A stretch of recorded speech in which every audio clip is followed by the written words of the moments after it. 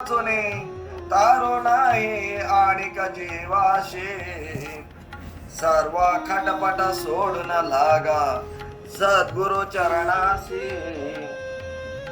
नामा वाचून तारो नाही आणि जीवाशी. नामाशिवाय कोणी मोक्षाला गेला असा दाखवा नाही एखादा तरी या युगात.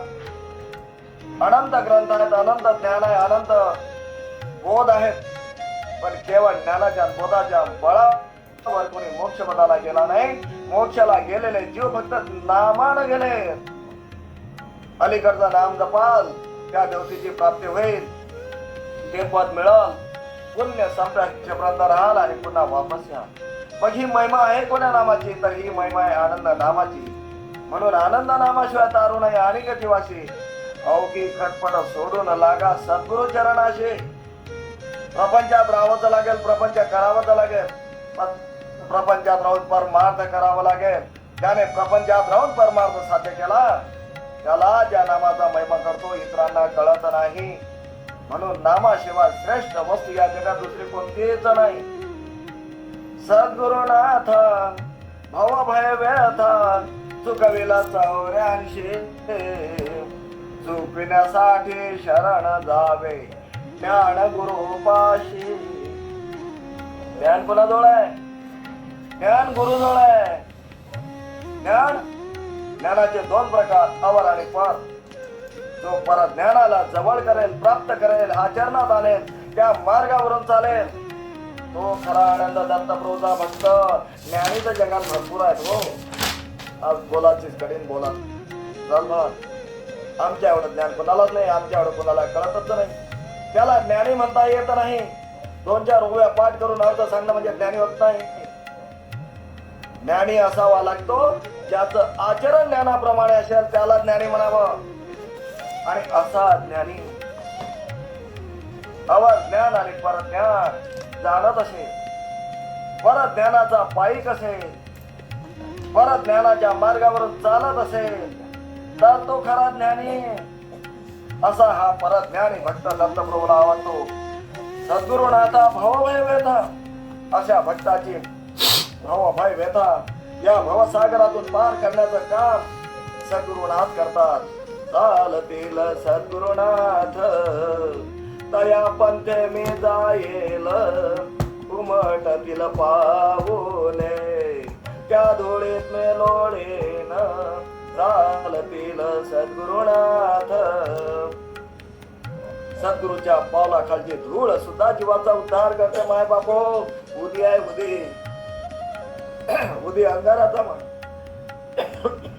आणि या सद्गुरु नामाच्या बळावर लक्षात चौरे चुकीला किती नाम जपावं सांगितलं त्यांनी. सप्ताक्षर असेल तर 13 कोटी जपावं. सप्त नाम असतील तर जेवढ्या नामाचे जेवढे अक्षर असतील तेवढ्या नाम जपावे. निश्चित मोक्ष मिळतो. असाध्य काय? प्रत्येक युगात जर मोक्षाला लोक गेले, भक्त गेले, तुम्ही आम्ही का जाणार नाही हो? तेव्हाची भक्ती तर कठीण होती, आज तर भक्ती सोपी आहे. नाम जपा, कुठे जाऊ नका, घरीच बसा. कोणा तीर्थयात्रेला जाण्याची गरज नाही, व्रत उपासना करण्याची गरज नाही, ओळ सोळ नेसण्याची गरज नाही. मग किती सोपी भक्ती आहे.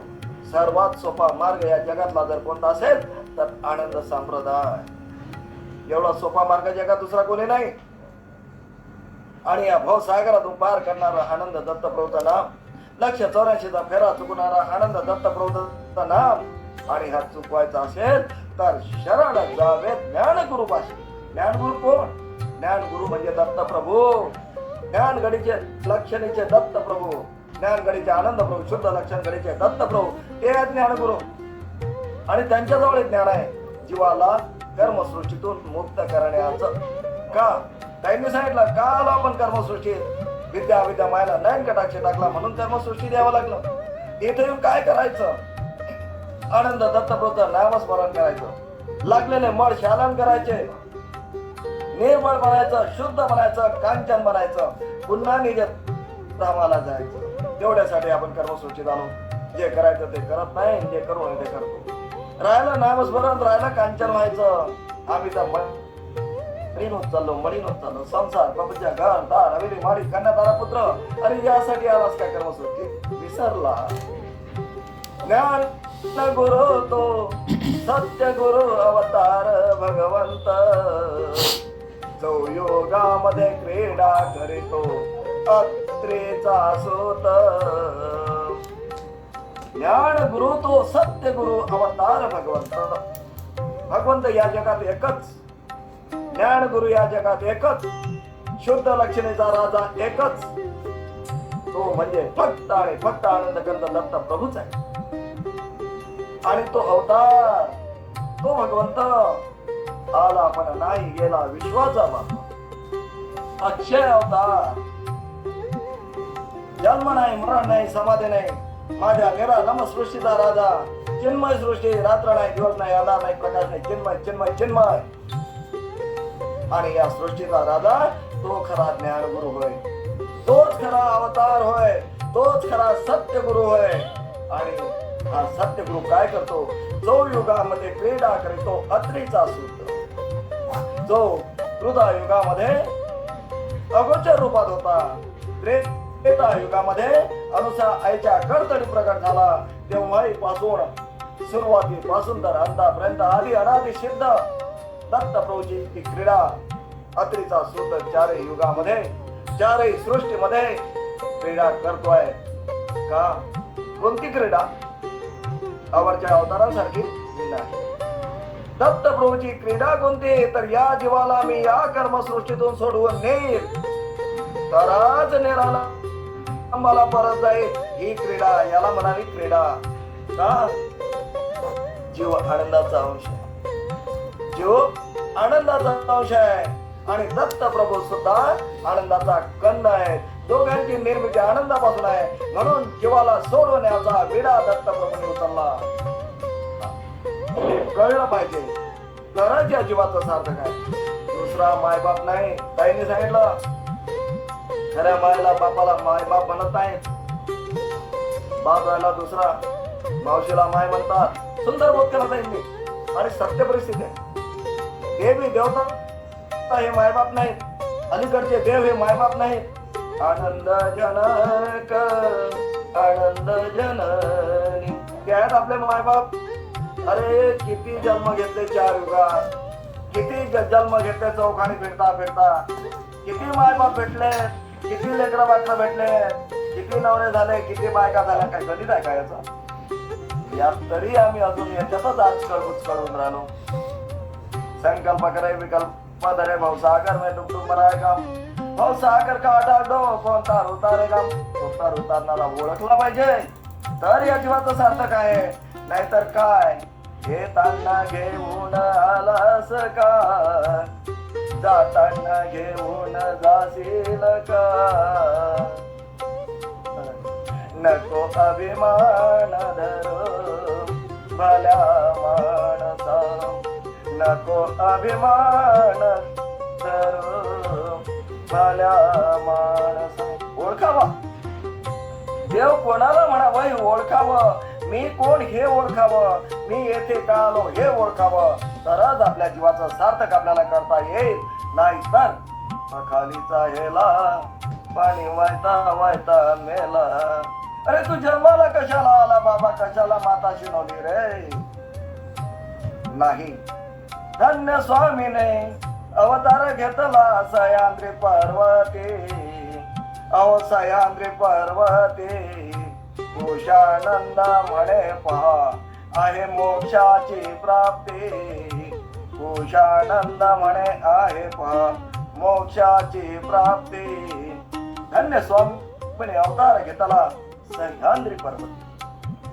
सह्याद्री पर्वतावर दत्त प्रभूंच्या लीला अनेक आहे. युगा परत वेळ अलग अलग पर्वतावर लीला केल्या, जन्म घेतले म्हणजे प्रगट झाले. कुठून जन्म नाही, लोपा पर्वत, किशिंदा पर्वत, ढालसिंगी पर्वत, शृंगी पर्वत, हे 4 पर्वत दत्तप्रभूच्या अवताराचे आहेत. या 4 पर्वतावर दत्तप्रभूचे अवतार झाले. कुठं गुप्त झाले दिसले नाहीत, कधी प्रगट झाले कळलं नाही. भक्ताला दर्शन देण्यासाठी प्रगट झाले आणि गुप्त झाले. सर्व पर्वत सर्व सोडून द्या. आपल्या कृतायुगातलं उदाहरण घ्या, कलियुगातलं उदाहरण घ्या.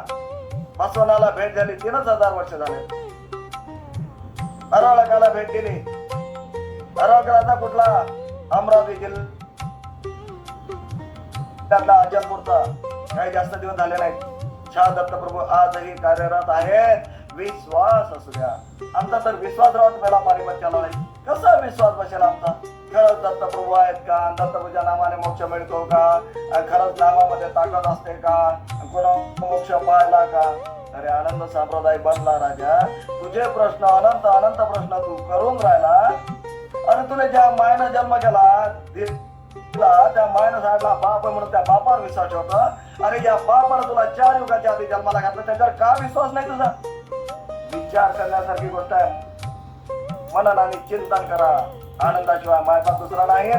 धन्य स्वामीने अवतार घेतला सह्याद्री पर्वती आणि कुशानंद म्हणे पहा आहे मोक्षाची प्राप्ती.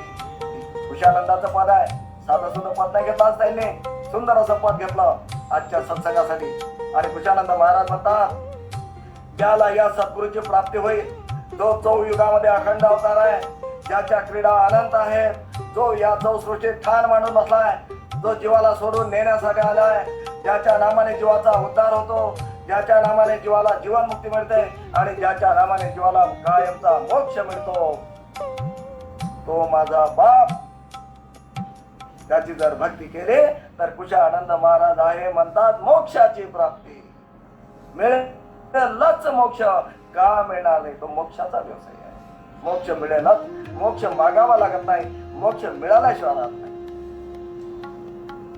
एक वेळ न होय म्हणून थोडे थोडे गोळा करावे.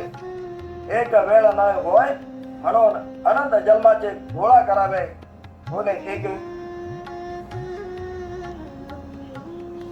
दिवशी सद्गुरुजी मोक्ष मोक्ष ऐसे नको मुख वचन आणि कधी ना येशील परतून येण्याची गरज नाही. मोक्षाचा व्यवसाय तो मोक्ष देणार. दुसरं काय देणार? तो का अवरच द्यायला बसला का? ऐहिक सुख, माईक सुख, दैविक सुख या सुखात लुप्त होऊ नका यासाठी बसला नाही आहे तो. हे मागू नका. आवडच्या सुखासाठी परिणाम खर्च करू नका. उत्तम नरदेह आहे. उत्तम नरदेह. कल्पवृक्ष, फळ, सोन, केळ, नारळ, खजूर, पपई, आम्र, नारिंग, द्राक्ष, सुंदर चित्त देह फळ उत्तम. देह फळ उत्तम आहे. अनंत जन्माच्या पुण्यानंतर नर जन्म मिळाला. बहु जन्माच्या पुण्यानंतर आनंद संप्रदाय मिळाला. तुम्ही आम्ही काही आजार संप्रदाय नाही बनलो. आधीच्या जन्मात संप्रदाय होतो म्हणून आज इथं सत्संगामध्ये भेटलो. या ग्रुपवर आलो म्हणून सत्संग घेऊन राहिलो, म्हणून बोलून राहिलो. नाहीतर काय आजच्या आज कोणी आनंद संप्रदाय बनत नाही. पूर्व जन्माची शिदोरी लागते त्याला. आणि शिदोरी कशी बांधावी खूप सुंदर अशा त्यांनी समजावून सांगितलं. हे शिदोरी बांधण्यासाठीच हे सत्संग आहेत, हे नाम आहे, हे दत्तप्रभूची कृपा आहे. आनंद दत्तप्रभूची कृपा प्राप्त करा. त्यांच्या चरणीच विसावा घ्या. मोक्ष मागू नका. पुन्हा जन्म मिळाला तरी खूप भाग्य समजा. फक्त एवढंच म्हणा, तुझ्याच नामाची शिदोरी आम्हाला मिळो, तुझ्याच चरणी विसावा मिळो. पुन्हा जन्म दिला तरी चालेल, पण तुझं नाम आम्हाला मिळो. तुझीच प्राप्ती आम्हाला हवी आहे. दुसरं काहीच नको देवा. आवडतं आम्ही तुला काहीच मागणार नाही. आम्हाला कृत धन दौलत संपत्ती नको आहे देवा. फक्त आणि फक्त तुझ्या चरणी विसावा दे. दुसरं काहीच नाही. म्हणून जन्म येऊनी सद्गुरु मंत्र घ्या तुम्ही आवडी. अहो घ्या तुम्ही आवडी. अमृत रसाहून अधिक महिमा नामाची गोडी. अमृत रसाहून अधिक महिमा नामाची गोडी. पुन्हा एकदा दत्तभक्त प्राय ज्येष्ठ गुरु भगिनी आशाताई काळे, राहणार चांदूर बाजार, जिल्हा अमरावती यांना माझा सर्व गुरुबंधू आणि भगिनींच्या वतीने कोटी कोटी प्रणाम. माऊली कोटी कोटी प्रणाम. तसेच साथ देणाऱ्या वर्षाताई ज्यांनी हिंमत दिली त्या तरलाताई यांना सुद्धा माझा मनोभावे प्रेमपूर्वक आनंद देव दत्त. तसेच आज सर्वांगाचे कर्ण करून ऐकणाऱ्या सर्वच माझ्या गुरुबंधू आणि गुरु भगिनी यांना सुद्धा माझा अंतःकरणापासून अगदी काळजापासून आनंद देव दत्त. आनंद देव दत्त. आनंद देव दत्त. आपली वेळ संपलेली आहे म्हणून या सेवेला याच ठिकाणी पूर्ण विराम देऊया. एक प्रश्न प्रकाश टाकण्याचं कार्य माझ्या वाट्याला आलं, कारण ताराचंद महाराज आज उपस्थित नव्हते. त्यामुळे ही वेळ माझ्यावर आली. चूक भूल झाले असेल, मला क्षमा करावी. आणि या विषयावर 2 शब्द बोलण्याकरता गुरुवर्य प्राचार्य बालेजराव देशमुख सरांना विनंती करतो, त्यांनी आपलं मनोगत व्यक्त करावं. आनंद देवदत्त, आनंद देवदत्त, आनंद देवदत्त.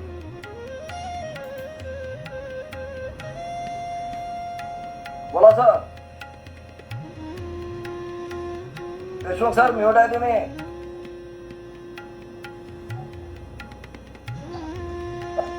सर्वांना आनंद देवदत्त.